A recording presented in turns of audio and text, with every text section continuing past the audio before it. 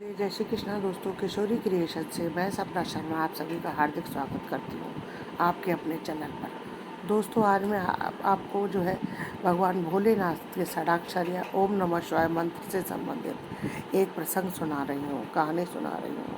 प्राचीन काल में वत्स नामक ऋषि भ्रमण करते हुए सूर्य जी के आश्रम में पहुंचे। भक्ति पूर्वक उनको प्रणाम करके पाद अर्घ्य दे करके उनको आदर सत्कार के साथ बैठाया और कुशल क्षेम पूछने के बाद में चातुर्मास प्रारंभ व्रत का अनुष्ठान करने के लिए ऋषि को अपने यहाँ पर ठहरने का निवेदन किया। महर्षि वत्स जो है सूत जी के आग्रह पर वहीं पर रुक गए। अब सूत जी जो है महर्षि वत्स की विनय पूर्वक सेवा करने लगे। महर्षि वत्स जो है श्री सूत जी जब दैनिक कार्यों से निवृत्त हो जाते, रात्रि के समय पर उनको जो है विचित्र कथाएं सुनाते। एक बार कथा के अंत में ऋषि सूत जी ने जो है महर्षि वत्स से पूछा कि हे भगवान, आपका शरीर जो है कितना सुकुमार है और आप जो है कितनी विचित्र कथाएं कहते हैं। मुझे आप ये बतलाने का कष्ट करें, इतनी छोटी अवस्था में जो है आपने ये घटनाएं कैसे देखी। हे मुनीश्वर, ये आपकी तपस्या का प्रभाव है या किसी विशेष मंत्र का फल है? तब महर्षि वत्स मुनि जो है हंसकर बोले, हे सूत जी, तुमने बहुत ही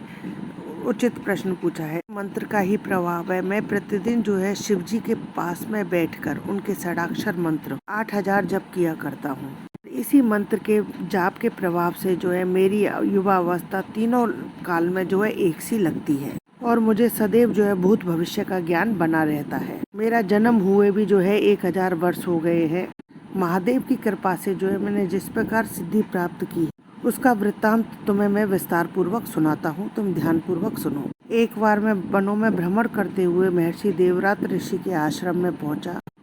उन ऋषि के दुर्गावती नाम की एक रूपवान सुंदर कन्या थी। उन्होंने शुभ मुहूर्त देकर बड़ी ही प्रसन्नता से अपनी कन्या का विवाह जो है मेरे साथ कर दिया। मैं उनके साथ जो है बड़े आनंद पूर्वक रहने लगा, लेकिन मेरे भाग्य में ये आनंद जो है अधिक समय के लिए नहीं था। एक दिन दुर्गावती जो है अपनी सहेलियों के साथ वन में विचरण करने लगी। अपनी सहेलियों के साथ घूमते घूमते उनका पैर जो है एक घास फूस से ढके हुए एक भयंकर नाग के ऊपर पड़ गया। सर्प ने जो है क्रोध में आकर के दुर्गावती को काट लिया और वह उसी समय तत्काल मर गए। उनकी सखियों ने आकर के सारा वृत्तांत मुझे सुनाया और इस दुखद वृत्तांत को सुनकर, दुखद समाचार सुनते ही हाहाकार करता हुआ उसी जगह पर जहाँ पहुँचा जहाँ पर दुर्गावती को सर्प ने काटा था और वह मरी पड़ी थी। वहाँ पर पहुँचकर अपनी प्राण प्रिय को मरा हुआ देखकर मैं छाती पीट पीट कर जो है विलाप करने लगा और इसी प्रकार हृदय विदारक विलाप करते करते मैंने जो है उनकी चिता बनाई। चिता पर दुर्गावती के शरीर को रख करके जो है मैंने अग्नि लगा दी और स्वयं भी जो है उस चिता पर चढ़ने लगा। इतने में जब मेरे कुछ मित्रों को मेरे इस दारुण वृत्तांत के बारे में पता चला तो वे वहाँ पर पहुँच गए और उन्होंने मुझे समझा बुझाकर आत्महत्या करने से, इस घोर पाप से मुझे बचा लिया और मुझे आश्रम ले आए। आधी रात तक तो इसी प्रकार विलाप करते हुए मैं आश्रम में पड़ा रहा। जैसे ही सभी लोग जो सो गए तो मैं अपनी पत्नी के वियोग विलाप करता हुआ आश्रम को त्याग कर निर्जन वन की ओर निकल गया। मेरे मित्र जो है मुझे फिर से पकड़ लाए और आश्रम में लाकर डांट मारते हुए मुझे कहा, हे कामी, तुम्हें धिक्कार है। तुम ब्रह्म ऋषि होकर इस प्रकार एक स्त्री के लिए विलाप कर रहे हो। हम सब प्राणी जो संसार में उत्पन्न हुए वे सब नश्वर हैं, वे सब एक न एक दिन मरेंगे। इनके लिए विलाप करने से क्या लाभ है? और किसी के साथ जो है बहुत दिन तक एकत्र वास नहीं होता है। किसी दूसरे की तो क्या कहें, अपना शरीर भी जो है बहुत दिनों तक अपने साथ नहीं रहता है। कोई हुई वस्तु, बीती हुई बात और मरे हुए प्राणी के लिए शोक करता है, वह इस लोक में ही नहीं वरन दूसरे लोक में भी पाप का भागी बनता है। आश्रम में आकर मेरा दुख जो है क्रोध में बदल गया और मैंने आश्रम में आकर मैंने जो है मेरी आंखों के सामने आए हुए सभी सर्पों को मारने की प्रतिज्ञा कर ली। एक रात को जो है मैं रोता पीटता बड़ी दूर निकल गया। जब मेरे मित्रों की नींद खुली तो मुझे आश्रम में ना पा करके बहुत दुखी हुए और मुझे खोजने के लिए निकल पड़े और खोजते खोजते मेरे पास पहुंच गए और मुझे आश्रम में पकड़ लाए। आश्रम में रह करके सर्प जाति का विनाश करना ही मेरे जीवन का एक एकमात्र उद्देश्य रह गया था। फिर उसी दिन मैंने जो है ब्राह्मण वृत्ति का त्याग करके एक मोटा सा डंडा लेकर के सांपों की खोज में निकल गया। मेरे सामने छोटे बड़े काले पीले विषैले जैसे भी सांप पड़े, वह सब जो है मेरे लाठी के प्रहार से काल के ग्रास में पहुंच गए। इस प्रकार असंख्य सांपों को मारता हुआ मैं एक दिन जो है एक सरोवर के पास जाकर पहुंचा। वहां पर मुझे एक बूढ़ा और बनेला सांप दिखाई दिया। उसको देखते ही उस सांप को मारने के लिए मैंने अपना डंडा संभाला। अपने सिर पर काल को सवार देख करके उस नाग देवता ने हाथ जोड़कर बड़े नम्र स्वर में कहा कि हे ब्राह्मण देवता, मैं यहाँ एकांत में पड़ा हुआ अपना जीवन व्यतीत कर रहा हूँ। ना मैं किसी से बोलता हूँ और ना ही मैं किसी को कष्ट पहुँचाता हूँ, तो फिर मुझ निरपराधी को आप क्यों मार। उससे कई बार विनम्र निवेदन किया, लेकिन मैंने जो है अपना डंडा चला ही दिया। डंडा लगते ही वह सांप तो जाने कहाँ गायब हो गया, लेकिन एक सूर्य के समान बहुत ही तेज उत्पन्न हुआ। उस तेज से मुझे सूर्य के समान एक तेजस्वी महाविद्वान दिखाई पड़े। यह सब देखकर मुझे बहुत आश्चर्य हुआ और मैंने उस महापुरुष को प्रणाम करके कहा। फिर मैंने उनसे हाथ जोड़ करके निवेदन किया कि हे महापुरुष, मैंने क्रोधवश जो है आप पर प्रहार किया है, आप मुझे क्षमा कीजिए और कृपा करके आप मुझे यह बतलाइए कि आप है कौन और आपने जो है सांप का शरीर क्यों धारण किया। आपने किसी के शाप बस ऐसा किया है या फिर ये आपकी कोई लीला है, ये सब मुझे बतलाइए। तब उस महापुरुष ने जो है प्रसन्न होकर के मुझे उत्तर दिया और कहा कि हे प्रभु, मैं आपको अपना वृत्तांत सारा बताता हूँ। पूर्व जन्म में जो है मैं चमत्कारपुर में निवास करता था और भगवान की दया से जो है मैं परम तेजस्वी और धन धान्य से परिपूर्ण था। और उसी नगर में जो है सिद्धेश्वर महादेव का एक विशाल और बड़ा चमत्कारिक मंदिर था। एक दिन जो है बड़े उत्साह के साथ उस शिवालय में जो है उत्सव मनाया गया। वहाँ बड़े विभिन्न प्रकार के बाजे बजते थे, जिनकी ध्वनियों से जो है सारा आकाश भर गया था। फिर वहाँ पर जो है हजारों शैव और शिव भक्त वहाँ पर आ पहुंचे। उन भक्तों में से जो है कुछ तो एक बार भोजन करते, कुछ सूखे पत्ते चबाकर रहते और कुछ केवल जल पीकर ही व्रत करते थे। कुछ संत जो है वायु से ही संतुष्ट रहते और कुछ बिल्कुल निराहार रहते। सब भक्त जो है भगवान सिद्धेश्वर का ध्यान किया करते थे। सब भक्त जो है भगवान सिद्धेश्वर की वंदना अर्चना करके उनके सामने बैठ जाते। अनेक देव ऋषियों, मुनियों, ब्रह्म ऋषियों, राज ऋषियों की धर्म वाली विविध प्रकार की कथाएं कहते और सुनते थे। भक्ति पूजन वाले कितने ही साधु तो जो है नित्य गायन वादन में ही मग्न हो जाते। कुछ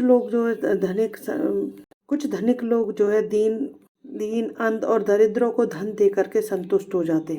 उस समय अपनी युवा अवस्था के मद में जो है मैं अपने मित्रों के साथ वहाँ पर तमाशा देखने के लिए जा पहुँचा।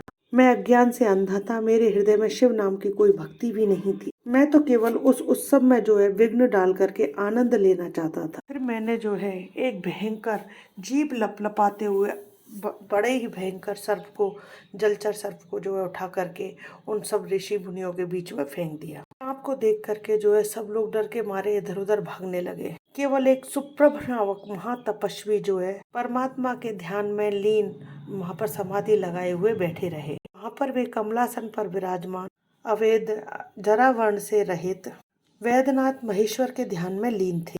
परमानंद से जो है उनकी आंखों से आंसू बह रहे थे और उनका सारा शरीर जो है रोमांचित हो रहा था।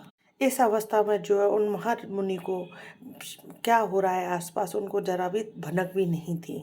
अब सर्प को और कोई नहीं मिला, यही ऋषि मिले थे, तो सर्प ने जो है इनके शरीर को भली भांति बहुत जोर से जकड़ लिया। उसी समय पर सर्वशास्त्र में पारंगत श्रीवर्धन नामक उनके शिष्य वहां पर आ पहुंचे।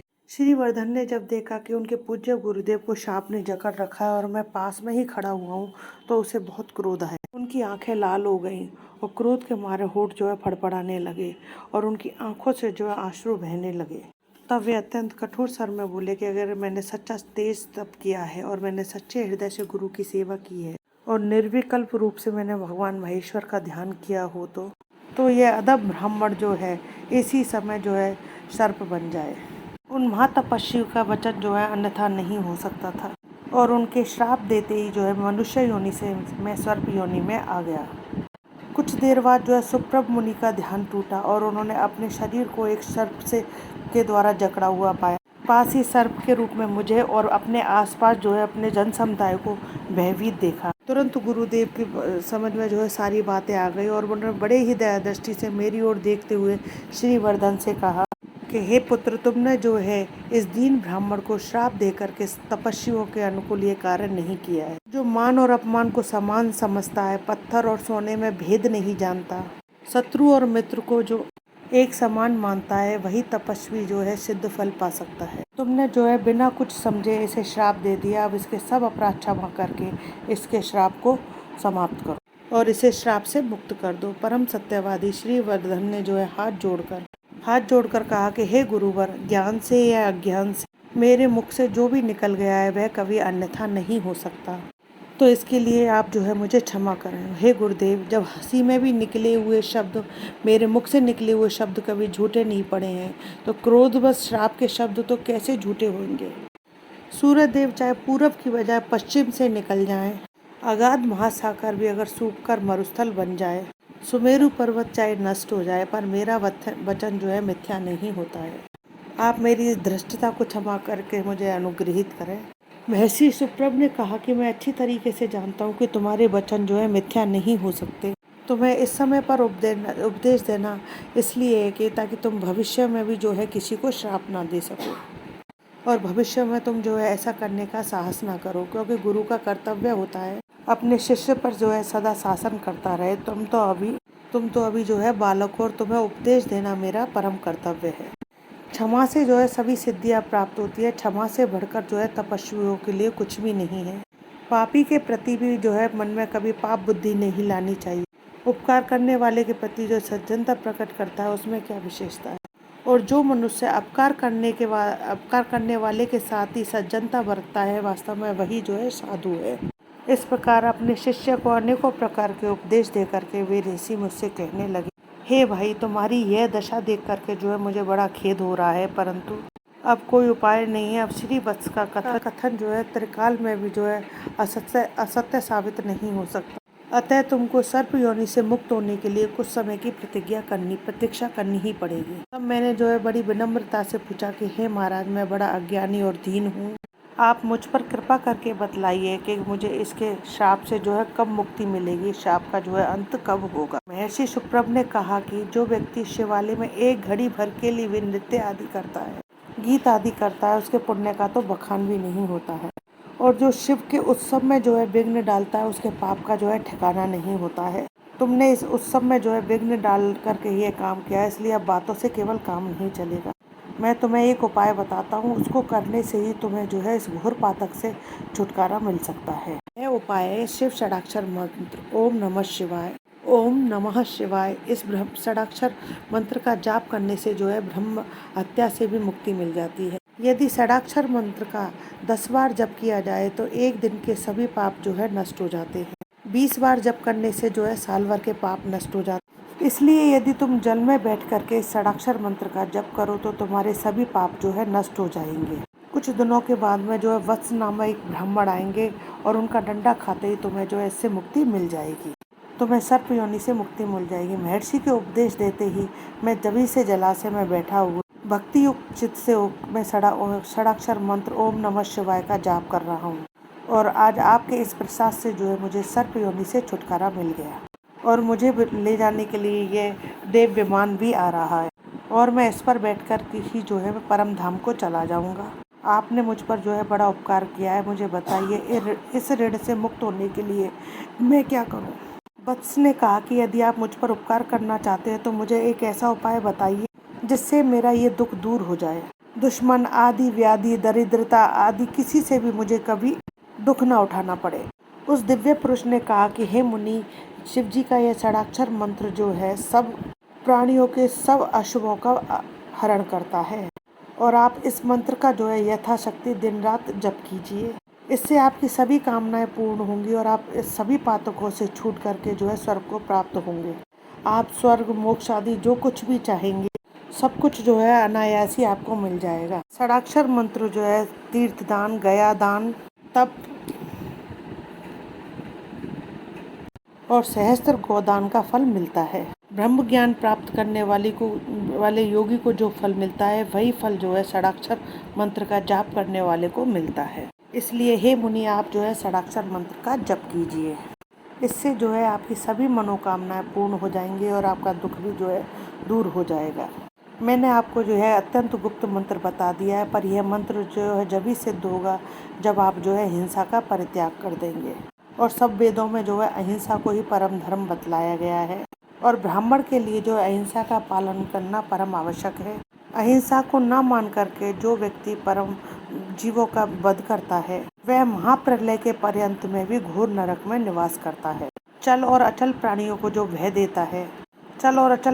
जो अभय देता है, वह इस लोक में सब सुख भोग करके अंत में स्वर्गलोक को जाता है। उस वृद्ध पुरुष का वचन सुनकर श्री वत्स ने कहा कि मैंने वृद्धों से सुना है कि हिंसा जन्य पाप जो है सबको नहीं लगता है। राजा लोग वन में जो है असंख्य जीवों को मारते हैं, लेकिन उनको जो है इसका पाप नहीं लगता है। वेदों में जो है मांस का भक्षण परम अहितकारी बताया। मांस के सेवन से शरीर जो है पुष्ट होता है और आयुष्य की वृद्धि होती है। हे महामुने, मुझे इसमें भी बड़ा संदेह है, आप इस संदेह को जो है दूर कीजिए। आप जो कहेंगे मैं उसे अवश्य मानूंगा। उस दिव्य पुरुष ने जो उत्तर में दिया कि मांस के लालची महापापी, ये सब कपोल कल्पना है। ऐसे निर्दयी पापी लोग जो है शोचनीय है। मांस का भक्षण करना तो परम दोष है। मांस खाने से ना तो आयु में वृद्धि होती है, ना ही बल में वृद्धि होती है, और इसके भक्षण से जो है आरोग्य लाभ भी जो है असंभव है। मांस को खाने वाले अनेक रोगों से पीड़ित अल्पायु और यानी वो कम उम्र में ही मर जाते हैं। इसी प्रकार मांस का परित्याग करने वाले लोग जो है निरोग और स्वस्थ रहते हैं। वो मस्त रहकर पृथ्वी पर आनंद लेते हुए दिखते हैं। उनकी आयु भी लंबी होती है। अतः मांस के भक्षण से जो है किसी भी प्रकार का कोई लाभ नहीं है। मांस के खाने वाले अनेक रोगों से पीड़ित, दुर्बल और अल्पायु को प्राप्त होते हैं। इसी प्रकार मांस का परित्याग करने वाले लोग निरोग और स्वस्थ रहकर पृथ्वी पर आनंद लेते हुए दिखते हैं और उनकी आयु भी लंबी होती है। अतः मांस के भक्षण से कुछ भी लाभ नहीं है। हाँ, इससे हानि ही होती है। मांस का भक्षण करने वाला मनुष्य जो है घोर नरक में जाता है। घास, लकड़ी आदि स्थावर पदार्थ से मांस कभी नहीं मिलता, क्योंकि मांस जो है प्राणी का शरीर काटने से ही मिलता है। जो कष्ट अंग काटने से अपनी आत्मा को होता है, वही कष्ट जो है दूसरे के अंग काटने से उसकी आत्मा को होता है। दोस्तों, ये हृदय में याद रख करके जीवों की हत्या कभी भी नहीं करनी चाहिए, बल्कि भगवान की कारीगरी और भगवान की महिमा को जो है दूसरे प्राणियों में देखना ही सही है। जो व्यक्ति मन, वचन और कर्म से कभी हिंसा नहीं करता, वह व्यक्ति जो है जरा और मरण से रहित परम पद को प्राप्त होता है।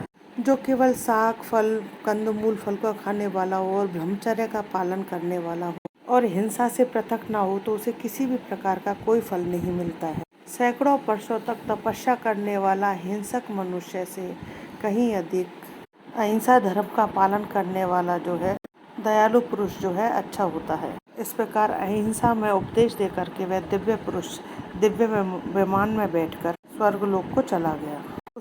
उसके चले जाने पर जो है मेरे मन में इतने सर्पों को मारने के कारण बड़ा पश्चाताप हुआ।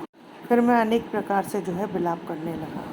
अंत में मैंने निश्चय किया कि मैं हिंसा का परित्याग कर शिव दीक्षा ले महेश्वर की पूजा करूंगा, क्योंकि संसार के सभी सुख जो है तपस्या से बड़ी जल्दी मिल जाते हैं। उसी समय मैंने भक्ति और चित्त से जो है शिव जी की दीक्षा ले ली और मौन धारण करके दिन रात का सारा समय जो है एक पेड़ के नीचे बिताते हुए सारे शरीर में भस्म रमाए षडाक्षर मंत्र का जप विचरने लगा। अंत में सिद्धेश्वर महादेव की शरण में पहुंचकर उनकी आराधना और मंत्र का जप करने लगा। इस षडाक्षर मंत्र के प्रभाव से ही, जप के प्रभाव से ही जो है मेरा यौवन सदा के लिए स्थायी हो गया। मुझे ऐसी सिद्धि प्राप्त हो गई है कि मैं एक स्थान पर बैठ कर के दूसरे स्थान के वृत्तांत को पूरा जान सकता हूँ। उसी तप के प्रभाव से जो है मुझ में आकाश मार्ग से आने जाने की शक्ति भी आ गई। इस प्रकार सूत जी के प्रश्नों का उत्तर दे करके वत्स जी लोकांतर में भ्रमण करते हुए और जीवन का आनंद लेते हुए अंत में शिवलोक को प्राप्त हुए। तो दोस्तों, ये भगवान शिव के षडाक्षर मंत्र का महत्व था। अगर आपको मेरी ये कथा अच्छी लगी हो तो प्लीज़ मेरे वीडियो को ज़्यादा से ज़्यादा लाइक और शेयर करें अपने फैमिली और फ्रेंड में। अगर आपने अभी तक मेरे चैनल को सब्सक्राइब नहीं किया है तो उसे सब्सक्राइब करना ना भूलें।